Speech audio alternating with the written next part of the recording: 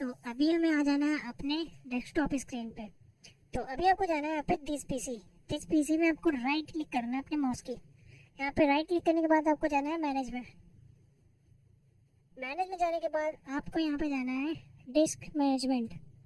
Disc management में जाने के बाद आपको यहाँ पे आपकी जो हार्ड डिस्क लगाई है आपने ना 1 TB की मैंने हार्ड डिस्क लगाई है वो यहाँ पे शो हो रही है, बट मेरी जो हार्ड डिस्क है वो यहाँ पे शो नहीं हो रही है।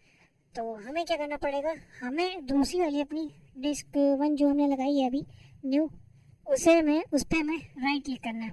राइट क्लिक करने में जाना है आपको change device letter and paths, फिर हमें ऐड करना है यहाँ पे और ओके कर देना है। बस सिंपली हमारा काम हो गया, हमारी हार्ड डिस्क यहाँ पे शो होना स्टार्ट हो गई। तो ऐसी वीडियोस देखने के लिए प्लीज़ लाइक एंड सब्सक्राइब करें मेरे चैनल को और बेल आइकन दबाना ना भूलें। मिलते हैं नेक्स्ट वीडियो में।